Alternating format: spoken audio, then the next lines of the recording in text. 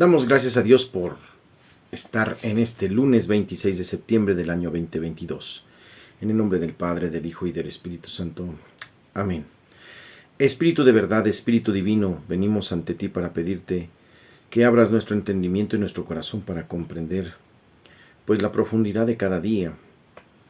Tú nos has inspirado y por lo tanto nos mostrarás en sentido pleno nuestro caminar a diario. Te pedimos que enciendas nuestra mente y nuestra alma y nos concedas el don de la sabiduría para poder conducir nuestra vida cada día hacia ti y actualizar nuestro corazón, nuestra vida según tu voluntad. Así sea. Pues pedimos al Señor por todos estos sismos que se han estado dando, todas estas réplicas constantes, aquel sismo del lunes pasado, aquel sismo también de la madrugada, de aquel jueves, de aquel miércoles, días que han estado constantemente en movimiento. Pedimos al Señor nos proteja y nos bendiga. En el nombre del Padre, del Hijo y del Espíritu Santo. Amén. Bienvenidos a Espíritu Canal.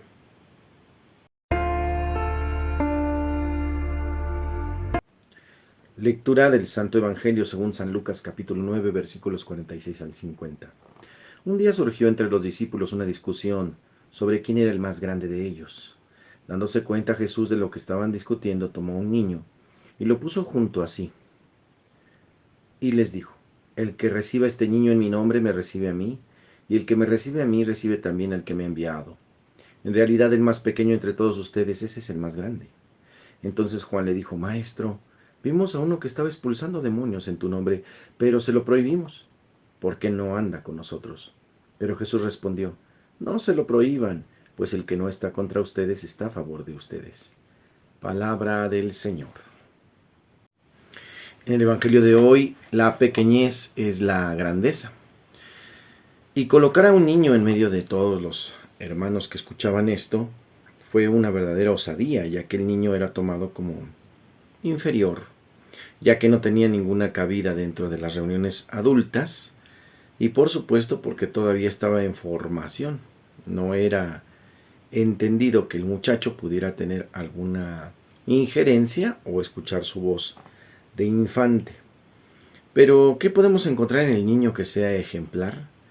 Pues esa inocencia, esa capacidad de asombro, ese vivir sin prejuicios, esas ganas de vivir el día con todo su corazón, ese aprender a perdonar rápidamente, todo ese corazón de niño, de corazón de humildad, de verdad, de bondad que también suele tener el pequeño. El Señor nos dice entonces: el que se haga pequeño o el más pequeño entre ustedes, ese es el grande, porque entonces no vive con vanagloria, no vive buscando puestos, no vive recibiendo aplausos, no vive de eso. Vive simplemente viviendo y viviendo en el Señor. Y después Juan interrumpe diciendo: vimos a otros que estaban expulsando demonios en tu nombre. Aquí cabe decir, ¿verdad? Si han sido enviados por Dios, si están en el mismo camino, no están contra ustedes. No están contra ustedes, son parte. A veces parece que hay una lucha, hay una competencia de unos con otros cuando vamos buscando al mismo Señor, cuando vamos luchando por el mismo servicio, tratando de servir al mismo Rey de Reyes. En ese sentido, pues vamos a vivir tomados de la mano como hermanos, vamos a unir fuerzas, vamos a ver precisamente lo que nos une en la fe para poder vencer al enemigo. Esto en el Evangelio de hoy.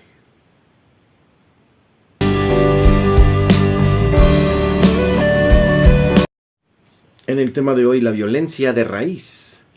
Todos somos testigos de que la violencia es una realidad cada vez más feroz y avanza con más velocidad en todos los ámbitos de la sociedad. En este espacio damos por hecho la existencia del mal y nos enfocaremos más bien a la causa que origina esta creciente ola de violencia. Vamos a hacerlo desde la luz del magisterio del Papa Francisco en Fratelli Tutti. Nos hace una interesante propuesta sobre la amistad social. Partiendo de esto podemos evidenciar dos grandes males generados de la violencia: el relativismo y la cultura del descarte. El relativismo como fuente de violencia. El relativismo versa sobre la negación de una verdad absoluta y universal. Otorga a cada individuo la facultad de construir su propia verdad. Este es el principio sobre el cual se basan muchos de los actuales discursos contestatarios de aparente libertad y autodeterminación. Romper estereotipos, ir contra las tradiciones o acabar con estructuras opresoras. Sin embargo, la carencia de un referente que es inamovible, es decir, no tener una verdad que nos rija a todos en valores y principios y que en consecuencia le dé a cada uno la facultad de hacerse su propia verdad, atrae mucho, pero pone en conflicto a todos, especialmente cuando cada uno defiende lo que para sí mismo es verdad. El relativismo no es la solución, envuelto detrás de supuestas tolerancias.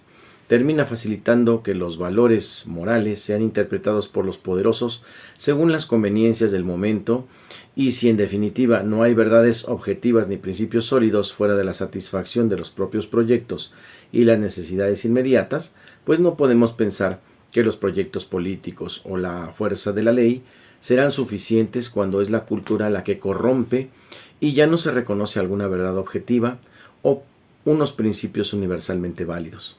Las leyes solo se entenderán como imposiciones arbitrarias o como obstáculos a evitar. Esto lo dice Fratelli Tutti en el número 206. Frente a la realidad de un mundo plural, el Papa propone el diálogo como principio de la solución, pero un diálogo sustentado por la razón y la evidencia, ya que esto permite que no sea la propia opinión la que argumente, sino que se muestre la verdad de las cosas. El primer paso entonces para evitar la violencia en este camino es el siguiente: el diálogo racional y honesto. Hay que decir que es en los ambientes más básicos como la familia o la escuela donde se han perdido la capacidad de dialogar, de enfrentar la opinión diversa del otro. Por eso, para muchos es más fácil enviar un mensaje de WhatsApp a otra persona, aunque vivan en la misma casa, que enfrentarla por el miedo a la respuesta que se le puede dar. La violencia que genera el miedo al encuentro con quien piensa diferente puede hacernos caer en actitudes de descarte. Cultura del descarte es el principio que violenta al otro. La cultura del descarte se refiere a una tendencia de hacer de la persona humana y de su servicio un objeto a desecharse. Este principio tan novedoso es la enseñanza de que el Santo Padre nos alerta para que en lo más cotidiano de la vida no desechemos la opinión del otro, para no pensar que el otro, si no sirve a mis egoístas intereses, debemos de eliminarlo. Los fundamentalismos ideológicos que sufrimos en esta época han censurado a quien no piensa como lo establece la mayoría, generando climas de conflictos irracionales y marcados por la actitud aplastante. La solución está en lo que el Papa llama la buena batalla del encuentro. Esto implica el hábito de reconocer al otro el derecho de ser él mismo y de ser diferente. A partir de ese reconocimiento hecho cultura, se vuelve posible la gestación de un pacto social. Sin ese reconocimiento surgen maneras sutiles de buscar que el otro pierda todo significado, que se vuelva irrelevante, que no se le reconozca algún valor en la sociedad.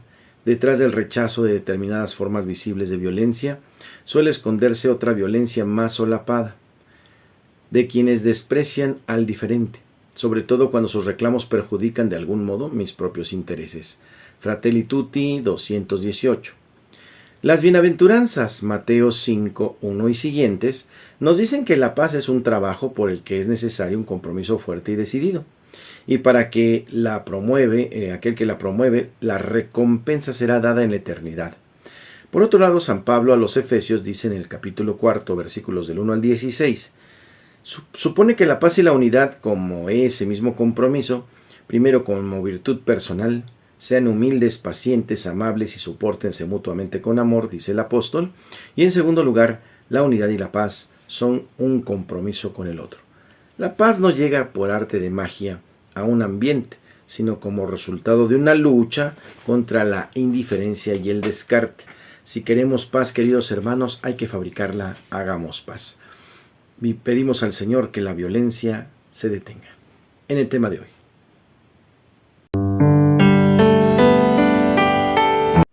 En Santos y Conversos hoy celebramos a San Cosme y San Damián. Los santos Cosme y Damián, médicos de profesión, nacieron en Arabia en el siglo III después de Cristo.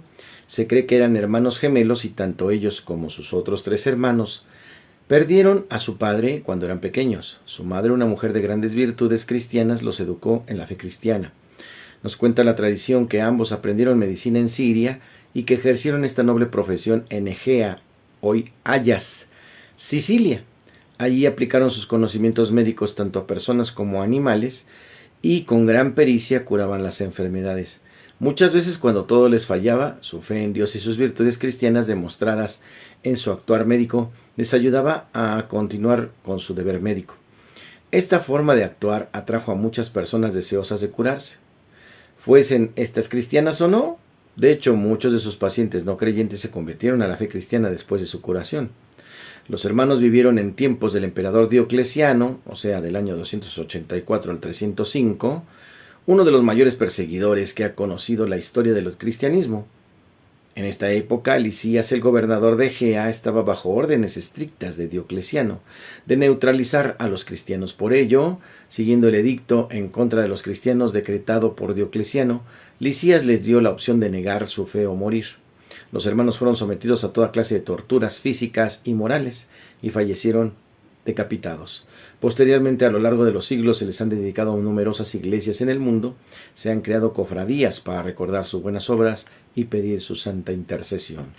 Hoy en Santos y Conversos, San Cosme y San Damián.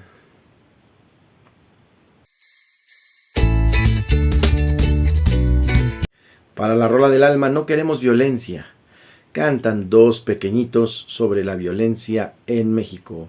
Vamos a escuchar a Valeria y a Said en esta rola interesantísima de parte del canal La Gaceta TV con Z. Gracias por esta aportación. Adelante.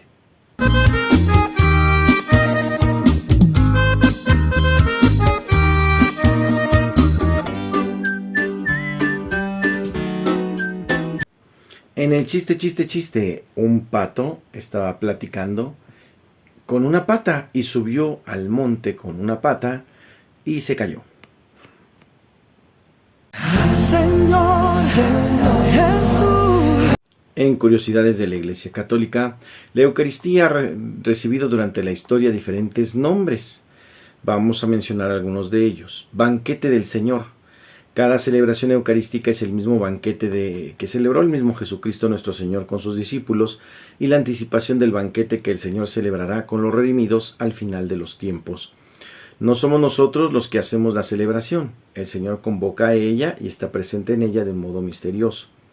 También se le llamó fracción del pan. Era un antiguo rito del banquete judío que Jesús utilizó en la última cena para expresar su entrega por nosotros. En referencia a Romanos 8:32. En la fracción del pan lo reconocieron los discípulos después de la resurrección.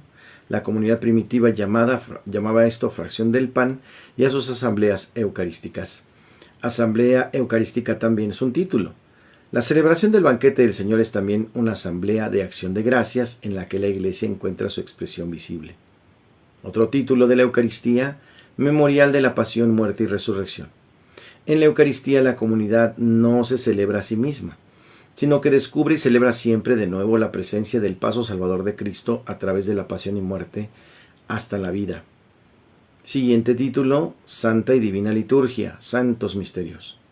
En la celebración eucarística se unen la Iglesia celeste y terrestre en una única fiesta, puesto que los dones eucarísticos en los que Cristo está presente son, por así decir, lo más santo en este mundo. Son llamados también Santísimo Sacramento. Otro título, Santa Comunión, dado que en la Santa Misa nos unimos con Cristo y por él unos con otros. Se habla de la Santa Comunión, comunio, comunidad, común unión. Otro título, la liturgia de la Eucaristía. Esta se desarrolla conforme a una estructura fundamental que se ha conservado a través de los siglos hasta nosotros. Comprende dos grandes momentos que forman una unidad básica. La reunión, que es la liturgia de la palabra con lecturas, la homilía y oración universal, y la siguiente, que es la liturgia eucarística, con la presentación del pan y del vino, la acción de gracias consecratoria y la Santa Comunión. En curiosidades de la Iglesia Católica.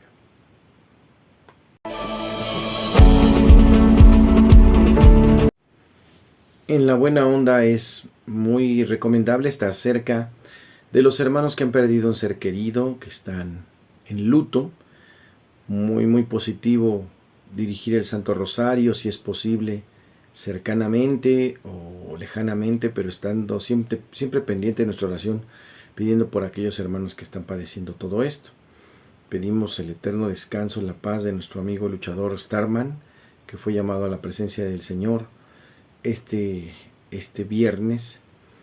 Y también gracias a Dios nos pudimos participar en la Santa Misa de cuerpo presente el sábado pasado.